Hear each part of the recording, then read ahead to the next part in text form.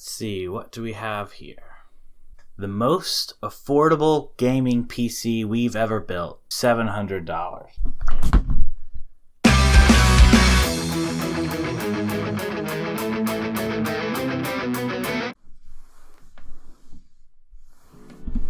Okay, some people have been talking about an affordable PC at $700.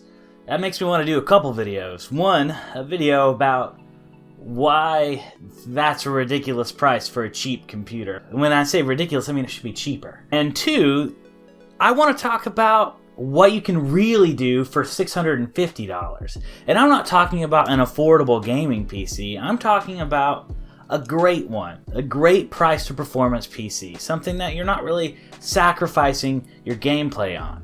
So let's take a look. So I built this PC to be an editing PC and a gaming PC. I wanted to be able to work on game development stuff. I wanted to be able to do game development VR. I wanted to be able to do VR and gaming. I wanted to be able to edit 4K footage with no issues. And I wanted to do all of that without spending a lot of extra money. I would just like to take a moment and tell you that this entire video is edited in Vegas Creative Software, and you can do all of this stuff in Movie Studios, which is on sale right now for about $60. So if you get that through our affiliates link below, that helps out our channel a lot. Thank you, and let's keep moving. $650 got me a computer that can play 1080p 60 on most all games, better on a lot of the top 10 games, and a little bit worse but still very playable frame rate at ultra settings. So you can do setting tweaking to get better results, but with ultra settings I'm getting 1080p 60 on most games, and we're going to look at some benchmarks here in just a second. But I wanted to talk about how to get some bang for your buck out of a computer. You can get gaming computers for much cheaper, and that's a topic for our next video.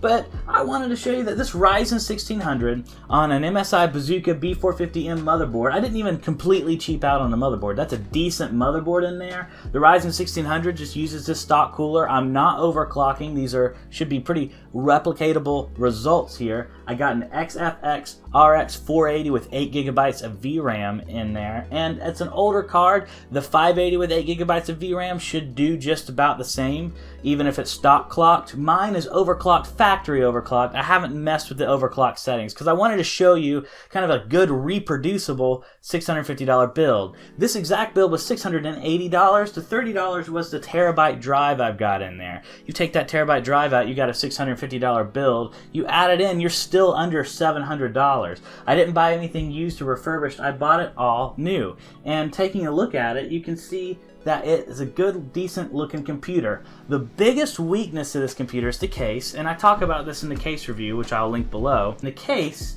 just doesn't have a lot of airflow. One of the primary reasons why I've not overclocked this thing is because it's already running a bit hot. So I've got another case and another cooler recommended below as well. If you wanted to do overclocking, that's totally achievable with this build. You just might need to change up your case and your cooler to get some better results. What I've done is I've taken benchmarks. All of these benchmarks were at ultra settings because I wanted to show you that this $650 computer could do 1080p 60 on most games. Let's take a look at these benchmarks, alright? Let's take a look. For Tomb Raider all max settings, I got an average of 59.9 frames a second in the built-in game benchmark. That's with all max settings, 1080p.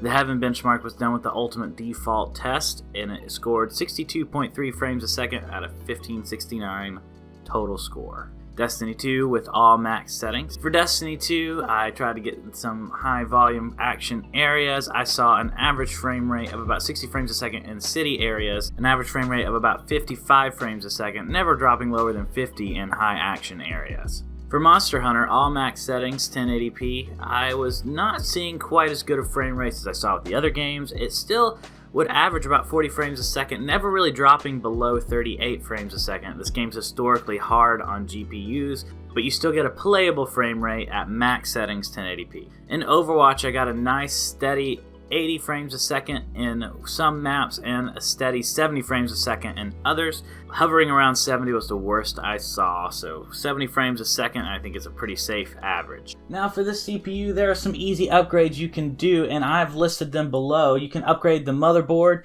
and get a Ryzen 3600, or you can keep the same motherboard and get a Ryzen 2600, or if you're feeling risky, you can keep the same motherboard and get a Ryzen 3600.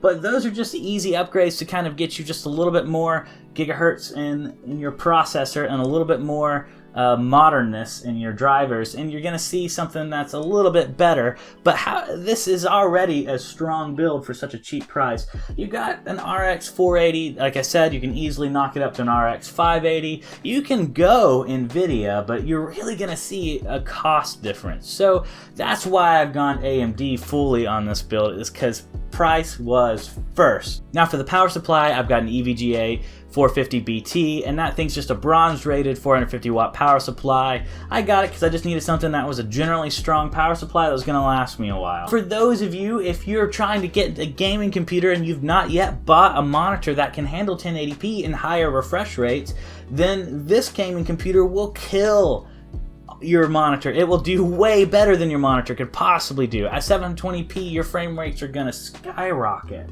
And so I just want you to know that if your entry into PC building, or if you're getting into this kind of stuff, we got even cheaper gaming builds that we're going to be showing you on the channel, some PC part picker suggestions and things like that. So stay tuned if you're looking for something even cheaper. But if you're looking for a great price or performance, you want to make sure every dollar matters while getting a great gaming computer that didn't break the bank and that's got some room for upgradability in the future, this is your PC. If you get it through our affiliates links below, that helps us out a lot. Thank you so much for watching. This has been Adam with Techdive, and we got more computer stuff on the way. See you next time.